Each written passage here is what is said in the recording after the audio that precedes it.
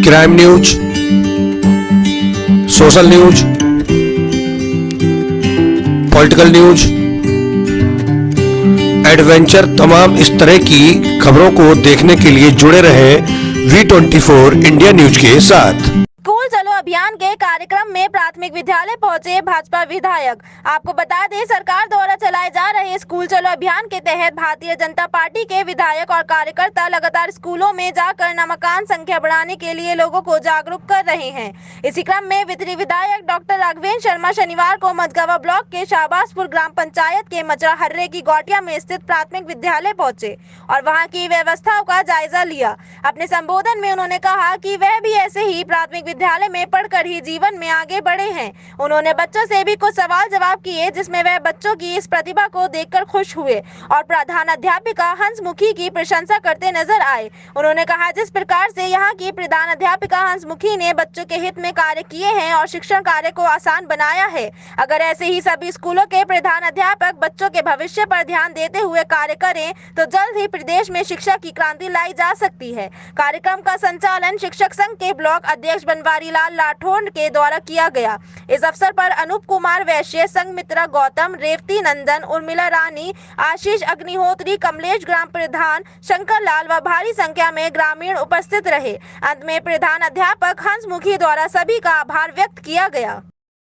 जी बोल सर जी, अब आप विधायक पद पे चुन के आए हैं और सरकार ने दोबारा वापसी करी है। शिक्षा के हितों में सरकार के द्वारा जो योजनाएं हैं वो जनता तक क्यों नहीं पहुंच पाती? देखिए, ऐसा नहीं है कि जनता तक नहीं पहुंच रही है। अभी आप इस कार्यक्रम में भी थे। स्कूल चलो अभियान चलाया जा रहा है।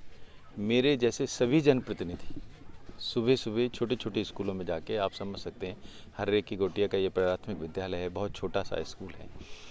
वहाँ पे भी हम करीब 1.5 से 2 घंटे आपने देखा समय दे रहे हैं।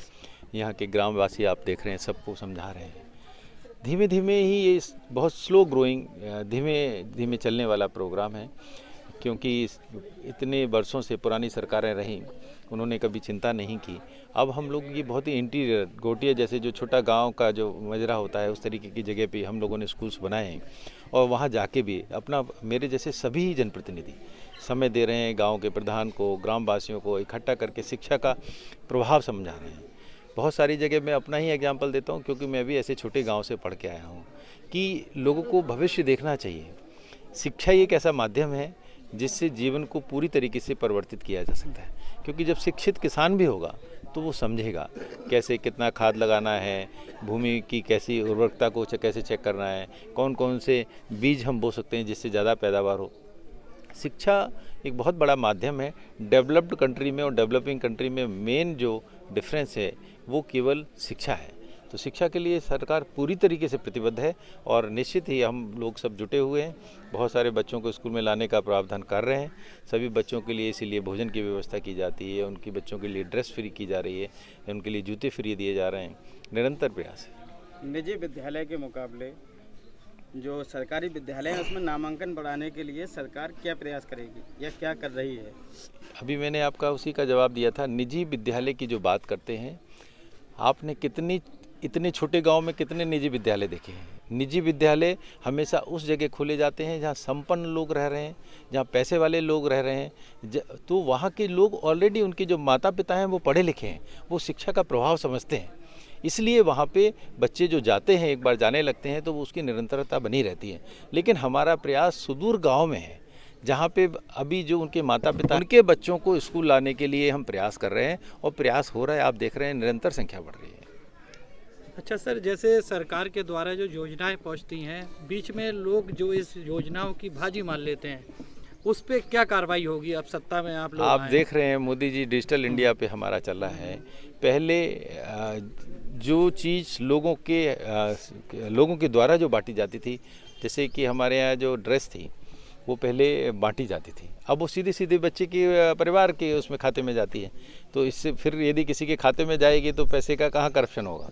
निश्चित ही सभी तरीके इस तरीके के डायरेक्ट लोगों से कांटेक्ट किया जा रहा है, लोगों के खाते में पैसे जाएंगे तो भ्रष्टाचार तो खत्म हो जाएगा। अच्छा, ग्राम क्षेत्र के जो वासी होते हैं बच्चों को पढ़ाने में उद्देश्य कम रखते हैं, जैसे खेतों पे ज़्यादा कार्य कराते हैं, उस विषय में क्या कहेंगे अभिभावकों को आप अपनी मीडिया के माध्यम से? अभिभावकों को मैं बताना चाहता हूँ, क्योंकि बहुत सारे जो लोग हैं ग्रामीण क्षेत्र में, जो माता पिता हैं वो अशिक्षित हैं। जब तक वो शिक्षित नहीं होते हैं तब तक शिक्षा का प्रभाव नहीं समझते। लेकिन मेरे जैसे लोग और भी पढ़े लिखे लोग जब जाते हैं उनको बताते हैं कि पढ़ने से उनके जैसा बच्चा भी एक डॉक्टर बन सकता है, एक इंजीनियर बन सकता है, एक आईएएस बन सकता है। अभी जो हमारे शिक्षा अधिकारी थे उन्होंने बताया कि इसी तरीके के प्राइमरी स्कूल से पढ़े थे, आज वो बड़े शिक्षा अधिकारी बन गए। इस तरीके के एग्जाम्पल्स देखने से बच्चों को अच्छा बनाने में गांव वाले भी सोचेंगे कि यदि पढ़ने से कितना अंतर आ सकता है। कभी कभी ऐसा मेंटर की एक भूमिका होती है, समझाने की भूमिका होती है, वो सब हम लोग प्रयास कर रहे हैं। सभी मोदी सरकार के जितने भी जनप्रतिनिधि हैं उनका यही काम है, लगे हुए हैं स्कूल चलो अभियान में, यही बताने में लगे हुए हैं कि पढ़ने लिखने से जीवन बिल्कुल बदल जाता है। ठीक।